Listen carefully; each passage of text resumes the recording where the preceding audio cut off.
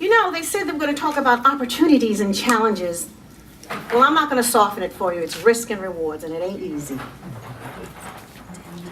Vera Moore Cosmetics is 32 years young, and I had no desire to be an entrepreneur. I started singing in the church, and I did the Broadway stage for 12 years. I stood by for Melba Moore and Pearlie for 4 years, traveled with Kathleen Battle and Trementisha for 2 years, Kennedy Center, did commercials, etc., etc. Then I got my great big opportunity. Another World. Ever heard of Another World? Mm-hmm. Yeah. Another World, NBC. I was contracted by NBC Procter & Gamble for 10 years. The first. It's okay to be the first. I kind of don't like saying the first now, because by this time now, in 2011, we shouldn't be the first. But then I was the first. I was one of the first black actresses to be contracted by NBC on Another World.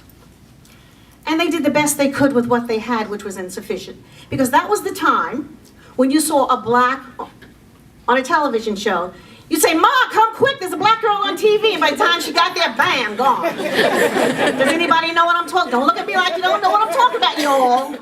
You do know what I'm talking about, don't you? So, they did the best they could with what they had, which was insufficient. When it came to makeup, there was a void in the market. And that was the genesis of Vera Moore Cosmetics. There was a void, and that's what you do when you're going to be an entrepreneur. You find the void. So we tapped into that void for cosmetics and skincare. And I also did something that many companies didn't do. And it took a while, because I didn't advocate just putting on powder and paint. I advocated clean up versus cover up. Because you know, you go to the store and they just say, "Oh girl, that's a mole." And I say, "No darling, that is not a mole, it's a blackhead. You need to buy a scrub and leave the lipstick alone." So it took a long time, so we taught and we trained. And that's why, no, it's funny, but it's true. And that's why we had a loyal following. And we grew our brand. Then we had an opportunity to go into Green Acres Mall. Risk and reward. Now the risk was, I was one of the first blacks in the history of Green Acres Mall, in 50-year history, to integrate Green Acres Mall. Anybody here Green Acres Mall? Yeah. Valley Stream, Long Island. We were the first black tenant in the history of Green Acres Mall. Was it easy? Absolutely not. It took me 3 years to get into that mall. I had to mortgage my home because I couldn't get any money. You hear me, potential entrepreneurs?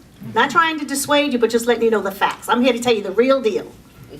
I had to mortgage my home, had to pay it back in 7 years, and I did, and I was never late. But the issue was, when I went to get into Green Acres Mall, I was supposed to be put on the first floor. Something happened in whatever. They put me on the second floor in the food court. French fries and lipstick. Not a perfect match, was it? Did I stay?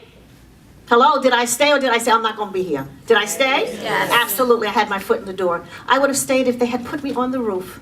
It was an opportunity to be in Green Acres Mall, and they kept me up there for 10 years. It was no bigger than, what, a booth, 10 by 12. So what did we do? We turned lemons into lemonade. We mirrored the place. It was gorgeous. And we stayed there for 10 years. 10 years after that, they put me downstairs on the first floor in Green Acres Mall, and I stayed in Green Acres Mall for 20 years downstairs. We were in Green Acres Mall for 30 years. Risk and reward.